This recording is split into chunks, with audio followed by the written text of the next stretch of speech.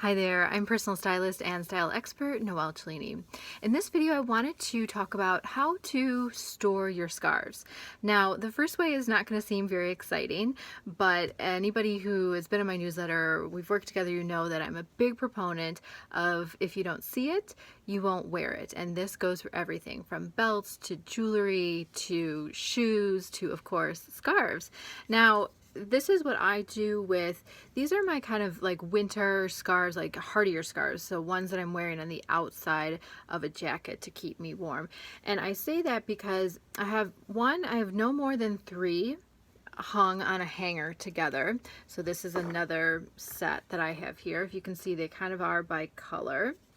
And what's going on here, what I mean by hardy, is that these are ones that really have more like wool in them than silk. So while this isn't a total foolproof method, meaning they are going to get some crease marks in them, it's not going to happen really if you wear them a lot, if you're pulling for them, not every day, but at least like once every 2 weeks. They're not really going to get a big crease mark here. But these are okay to hang on a hanger. It's not really going to pull on the thread too much. It's not as something as delicate as silk, where we want to be careful and we don't want to, again, have it just simply just hanging and the weight of it pulling it down. So I do this. I don't do one per scarf. I do it by kind of like color family, so then that way it's hanging there. And this is just easy when I'm putting on my coat, I can grab these to go. So again, because we're seeing it versus it being, you know, folded and put away somewhere. Now for other scarves that you don't want to hang, and again they might have some embellishment that could pull them down and stretch them out too much, or they're, again, are more delicate fabric, you can take them. And so this is a scarf that I have that I keep in my closet, not in my hall closet with those wintry scarves that I wear on the outside of a jacket. So this is a scarf that it's lightweight, it's a bright color, so I wear it in the spring, summer, even into fall for sure. And this one I just take and I just fold it up. And you can do 2 things with it. One, you can just kind of fold it over this way until you get kind of just a nice little fold. I would fold it so this end wouldn't be hanging out, but you get the idea. And so what we want to do is then when you have other scarves with it, we don't ever want to stack things, because I tell my clients this too. We don't want more than 3 is the most if we ever stack things like t-shirts or shoe boxes. 1 to 2, and then 3 at the very most. And that's because anytime then we have things stacked, whether it's t-shirts or jeans or scarves, when we're pulling things out, it just becomes, we just don't want to reach for it. It's this like mental trick that we just don't want to reach for it. It's a pain, and then it messes up all the other ones. So it's really best to keep stacking things to a minimum. It just kind of, I don't want to say it breeds anxiety, but it's just not very, it's not the best way to organize. So you can take it, and if you have another scarf, fold it up and put it next to it like that. So when you open a drawer, you have the scarves like this and you can pull them out.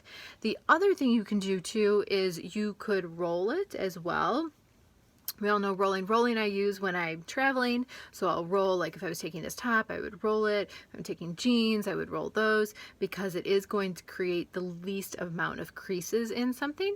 So you could roll it and put things in a drawer that way as well, or roll it and then stack them up next to each other. That's really great for t-shirts, or even like workout pants and yoga pants, to roll those up and put those in a drawer so that, again, they're not stacked on top of each other. So either one of those would work for this.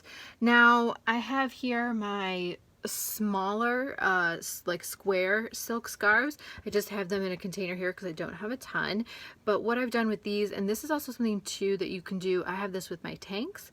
I have them all folded, and then I have them, if you can see here, kind of staggered like that. So even though they're in a clear bin, I have them staggered, because then this way when I take the top off, I can see what I have. If they're stacked on top of each other, even though it's in a clear container, I can't see it. Remember, again, if we don't see it, we're not going to wear it no matter what it is, a coat to shoes to boots to scarves and jewelry. So so that's for these smaller scarves. Now this is actually a great time. A lot of people, every closet I've ever been in the past, what, 15 years, has tons of scarves. And this is really a key time to edit them, meaning if you don't wear smaller scarves like this, these little square silk ones, then there's no sense of hanging on to them. Definitely, you know, donate them or give them to a resale shop. Can definitely, and somebody will be looking for them for sure, because there's just no, if you're not going to wear them. And I will say that folded like that, the silk ones, they will get crease marks in them, but again, by the time we do something with it, and this is the point of why getting rid of them if you don't wear them, is by the time so I'm going to make it into a triangle, and you kind of just want to, triangle gives us a chance to then make it into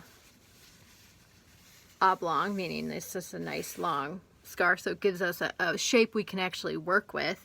So really the only thing to do is, you know, we can tie it around our neck twice, tie it in the back, or tie it off to the side. And as a side note, I do usually kind of like a necklace, like a pendant or a smaller necklace with a you know, a scarf tied around the neck. I think that's kind of a fun look. The other thing we can do is, again, we can, with these shorter square ones, is tie a knot in the middle once we make it into that oblong shape, and then we can kind of make a necklace out of it that way and have to kind of fidget with it. If it's long enough, you can actually tie, if it's a little bit bigger, you can tie a knot then on either side here and make a scarf necklace, which is kind of fun. And again, not flight attendant-ish at all. Not that there's anything wrong with that. We just feel that that maybe isn't how we want the scarf to look. So this is a time, if you're not using them, to definitely get rid of them. I will say, just in general for scarves, whether it's longer ones, shorter ones, so if you can see, this one is a little bit thicker, whereas this one, or actually this one is a better representation. This one is thinner. So I'm always going to opt for a thinner scarf and a longer scarf over a thicker scarf or a shorter scarf. Now either one of those, meaning I'd rather have a scarf that's too long than a scarf that's too short. So I'd rather have a bigger square scarf or a longer a longer and bigger scarf, even if it's just a long shape, versus a smaller square scarf. And I'd rather have one that's on the thinner side, because then I don't have to worry about folding it over, or when I wrap it around my neck, about then kind of reducing that volume and that bulk that sometimes we feel like, oh, this is just too much. Sometimes like linen scarves get to be that way. So that's just something to look out for. And here's a really good example of that. So this scarf, not only is it, we can see it's thinner, it's also not square, so it's a nice oblong long one. I'd always usually take long over square, no matter how big the square is. So it's a nice long one, and it's that thinner silk. It's not, again, really thick, and so it's really bulky. And this means, and also too, if you notice the pattern too, it's kind of this zigzag with lots of different colors in it. So this is going to really kind of stand the test of time. One, kind of the bright colors, and people might say, oh, well, as we age, aren't bright colors hard to wear? You don't have to get them this bright, but in general, we want to stay away from kind of two things. We want to stay away from nautical prints. Those in scarves, even if we fold it up, we usually don't see it. But just in general, those don't really kind of translate. They don't really kind of stand the test of time. They're just not going to be as effortlessly chic than something like this that was just kind of, again, still timeless, but still chic and modern and still sophisticated at the same time. And also to kind of again, colors like this versus, this is actually my mom's Hermes scarf. Somebody bought it for her and she didn't wear it because, again, it's a big square scarf. And while it's pretty and it's a pattern of Venice, Again, these colors, this red and orange and yellow, kind of left her with not a lot to do with it.